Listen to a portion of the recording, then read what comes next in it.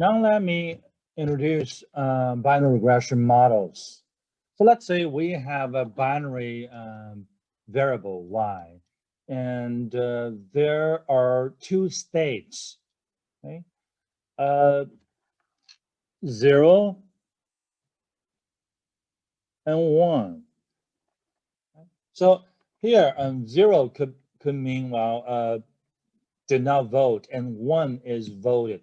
0 could mean did not participate in the labor force, and 1 denotes labor force participation. So 0 could be a failure of certain events, and 1 is a success of an event, depending on how failure and success are defined respectively. Sometimes we can reverse failure with success. So it doesn't matter how we code it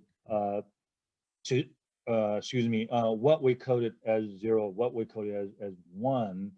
And if we reverse it, the results are mathematically equivalent. So here is we have observed a binary variable y, right? And we observed two states for the observed y. Correspondingly, we can assume there is a latent variable y star here, ranging from negative infinity to positive infinity. And there is this threshold. Tentatively, we can make that threshold 0. And let's say for y star from negative infinity to 0, or that threshold, later on we will learn that, we observe y to be 0. Note that y star is an unobserved latent variable. So it is unobserved. We only assume its existence. Same thing for y, observed y equal to 1. We have range from 0 to positive infinity. So if y star, this latent unobserved variable, continuous variable, ranges from 0 to positive infinity, we observe 1. And we have a couple examples, right? Y is observed in two states, could be a woman in the labor force. So y equal to 1 is in the labor force, right? And then y equal to 0. That is when this woman is not in the labor force. Note that not all women with y equal to 1 are in the labor force with the same certainty, right? Some women in the labor force with certainty because she's young and she has a high level of education and she has this motivation to participate in the labor force. Whereas there's another woman who is relatively well educated, who has one child, and she's probably balancing between work and family and trying to figure out if she still wants to stay in the labor force. So for the second woman, the certainty is low. So here, so for the first woman, it's y star probably somewhere here. And for the second woman, actually is probably the propensity, or the y star, is pretty close to the threshold. A little bit force, a little bit factor here could push her through the threshold and become 0 for the observed y. That is, she could become inactive in the labor force or not participate in the labor force. So one woman might be very close to the decision of leaving the labor force. Another woman could be very firm in her decision. That's exactly what I was talking about.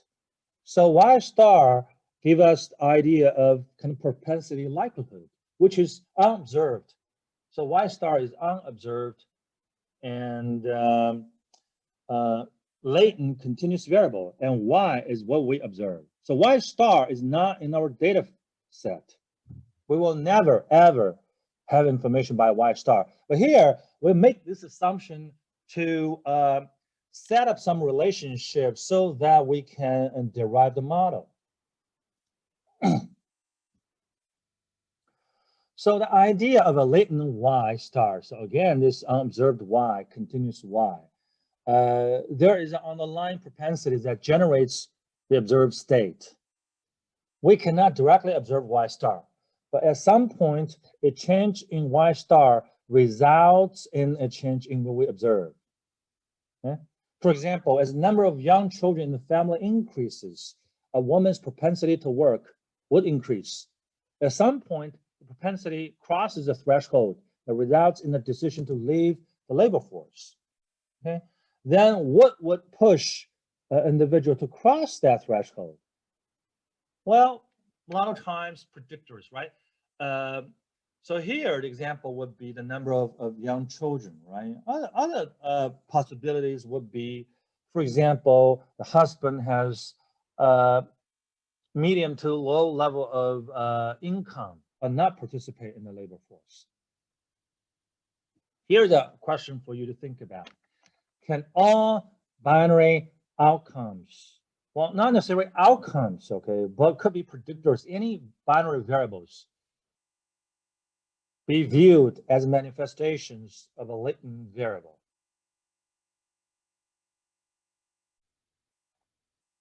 So let me start deriving this model. So let's assume there's this structural model, okay? And this structural model is for y star. So we begin with y star. So y star is equal to x beta plus epsilon. That's a very commonly used structural model. And x here denotes the vector of predictors. Beta is a column vector of slopes plus intercept usually. Not necessarily we have to have intercept, but usually. Then epsilon is disturbance term, which is a collection of factors that somehow are not taken into account in our analysis. So it could be a labor force participation, right? And here we replace this y star with labor force participation star, right? They refer to the same thing in this case. And, intercept, a number of kids and age, right? Plus a error term, okay?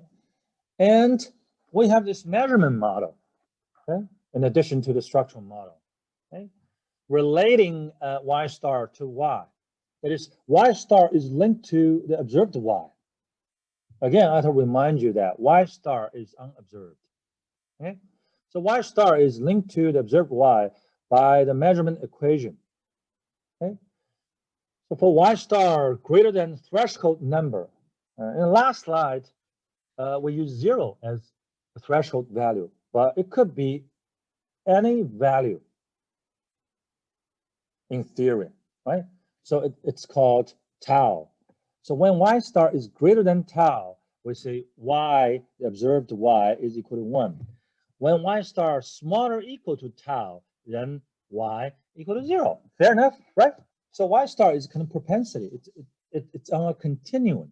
When it hits certain threshold, okay, it's going to change its state. And tau is called the threshold or cut point. Pretty commonly used term in categorical data analysis. And also, we make the identify assumption that tau equal to 0. And people might ask, why tau has to be equal to 0? Well, here it's just an assumption we make. And later on, you will learn that actually it doesn't matter what tau equals to. It only affects the estimation of intercept. It does not affect the estimation of any other slopes. Okay? And this identifying assumption makes the estimation possible. And this assumption, know that, is similar to the assumption, the conditional mean equal to 0. Conditional mean equal to 0. And this assumption also makes the estimation of intercept possible. So let's take a step further. So step one, since y equal to 1, y star equal to 0, right? This is assumption we make. This is called identifying assumption. Then, equivalently, the probability equal to y given same set of x is equal to the probability y star greater than 0 given x, right? They're equivalent, so from here to here, right? Logically. And we can substitute y star with x beta plus epsilon. What we got? So we're going to do this. What do we got? Well, the probability y equal to 1 given x is equal to this one and equal to this one, right? The only thing I did was to replace x beta plus epsilon, replace y star with x beta plus epsilon, right? And that's, again, the assumption we made, the structural model. Okay? And what we're going to do is, for this equation here, we're going to make a pretty simple algebraic rearrangement, right? Then we will get epsilon greater than negative x beta, right? So we move this term to the right-hand side.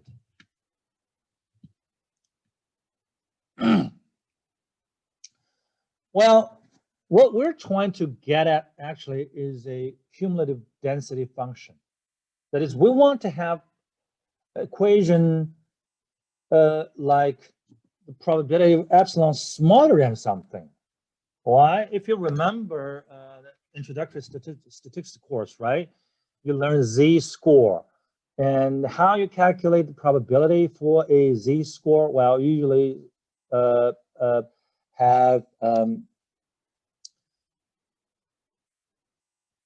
have a graph like that, right?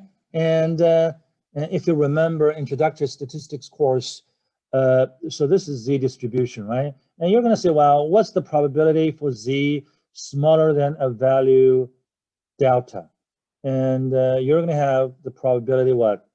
Delta, right? And that means you're trying to figure out the probability for z smaller than this delta. And next step you're going to do is you flip through the pages of the book and turn to the very end of that section and try to find the answer, right? Because in those tables, they have the probability for z smaller equal to a certain number, delta here. Okay? So that's the general idea about a cumulative density function. Well, since CDFs, CDF here stands for cumulative density function, express the probability of being less than some value, we must change direction of the inequality. So the probability y equal to 1 turns into the probability epsilon smaller equal to x beta, right? Because if we multiply both sides by -1, the inequality sign switches, right? Switches. And then we can use this cumulative density function to denote this relationship. So